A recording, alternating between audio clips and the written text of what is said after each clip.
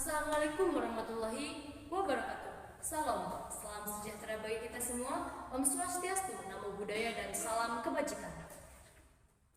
Terima kasih atas kesempatannya dan juga waktunya Dewan Juri yang terhormat. Sebelumnya, izinkan saya memperkenalkan diri terlebih dahulu. Saya Hamsa Salsabila. Saya bersekolah di SMA Negeri 1 Sukahaji. Pada kesempatan kali ini saya berperan sebagai tim pemerintah dalam mosi kedua, yaitu Dewan ini mewajibkan orang tua mengikuti tes kelayakan sebagai syarat memiliki anak. Tes kelayakan merupakan terjemahan dari istilah PIT atau proper test. Melalui suatu kelayakan, seseorang dianggap layak dan pantas untuk menduduki atau mendapatkan suatu kedudukan tertentu. Setiap orang tua tentunya ingin yang terbaik bagi anak-anak mereka.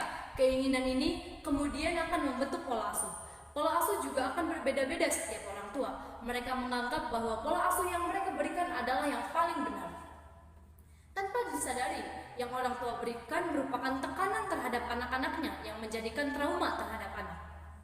Pengetahuan orang tua terhadap pola asuh juga harus diketahui sebagaimana layak menjadi orang tua yang baik.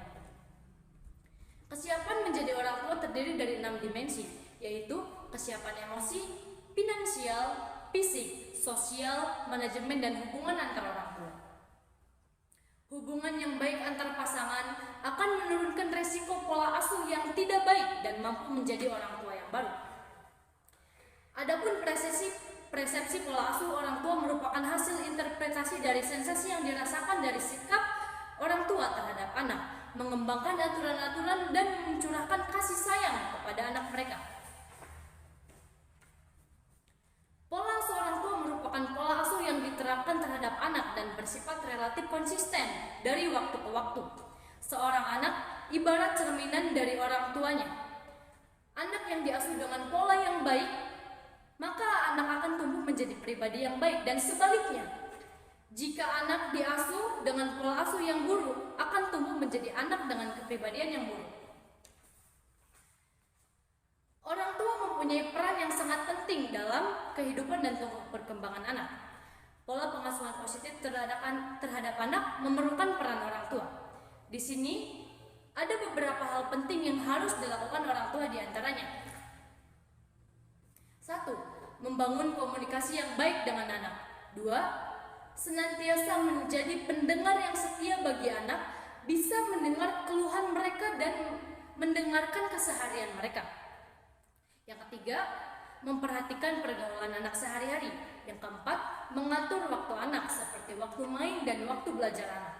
Yang kelima, berikan perhatian dan waktu kepada anak yang cukup. Yang keenam, mendukung pendidikan anak. Yang ketujuh, membantu anak mengelola emosi. Yang kedelapan, menstabilkan emosi anak. Berdasarkan data di atas, kita mengetahui seberapa penting peran orang tua dalam pergaulan dan tumbuh kembang anak.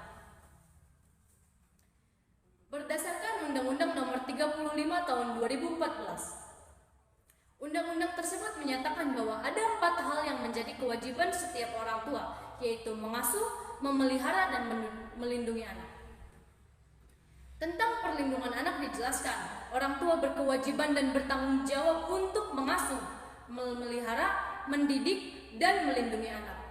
Orang tua juga berkewajiban dan bertanggung jawab untuk menumbuh kembangkan anak sesuai dengan kemampuan, bakat, dan minatnya. Mengenai lebih lanjut, tim pemerintah bisa menyampaikan 2 kasus, yaitu justifikasi dan analisis partikel, dan saya di sini menjelaskan tentang justifikasi atau yang lebih jelasnya yaitu mengatur hidup seorang anak.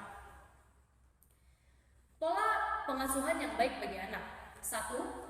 Memberikan pujian atas usaha yang telah dilakukan anak. Yang kedua, hindari anak dari trauma fisik dan psikis. Yang ketiga, penuhi kasih sayang anak. Yang keempat, tidak membandingkan anak dengan anak orang lain. Yang kelima, tidak otoriter. Yang keenam, berikan tanggung jawab. Yang ketujuh, penuhi kebutuhan gizi. Yang kedelapan, menciptakan lingkungan yang positif bagi anak. Dan yang terakhir, aktif berkomunikasi. Kesalahan orang tua dalam mendidik anak. Menuntut anak untuk melaksanakan suatu perintah tanpa menjelaskan alasan pentingnya menunaikan perintah tersebut. Yang kedua, batasan strategi strategi yang ditetapkan dalam berinteraksi dengan anak tidak berubah, meskipun perilakunya telah berubah, kaku dalam menerapkan aturan bagi anak. Dewan juri yang terhormat, pada mosi kali ini saya tidak setuju jika pemerintah mewajibkan orang tua untuk mengikuti tes kelayakan sebagai syarat menjadi orang tua dan sebagai syarat memiliki anak. Alasan ini diperkuat dengan adanya contoh. Sebelum masa reformasi di Indonesia tidak ada tes kepada calon orang tua sebagai syarat layaknya memiliki anak. Bahkan pada zaman dahulu orang-orang menikah pada usia belasan tahun. Hal ini disebabkan karena kondisi perekonomian negara yang masih sangat terpuruk. Sehingga untuk meringankan beban orang tua mereka, orang tua menikahkan anak-anak mereka yang sudah cukup umur agar mencari nafkah dan memenuhi kebutuhannya sendiri. Namun, tindakan tersebut tidak mempengaruhi orang tua di zaman dahulu menjadi orang tua yang acuh kepada anak. Bahkan, menurut saya, orang tua di zaman dahulu lebih sukses dalam mendidik anak-anak mereka. Walaupun seperti yang kita tahu, didikan orang di zaman dahulu sedikit lebih keras. Mungkin di zaman sekarang ini akan menjadi masalah karena sudah adanya undang-undang perlindungan anak. Bahkan mungkin orang tua dicap tidak layak memiliki anak, bahkan tidak jarang dari mereka disuruh untuk mengikuti tes kelayakan menjadi orang tua. Padahal riset membuktikan seberapa buruk kepribadian orang tua itu tidak akan membuat pola asuh mereka menjadi temperamen, karena secara fitrah orang tua memiliki kasih sayang yang sangat besar kepada anak-anak mereka. Bahkan kasih sayang itu tidak bisa dimengerti oleh logika. Oleh sebab itu, saya yakin bahwa para orang tua tidak harus mengikuti tes kelayakan sebagai syarat memiliki anak.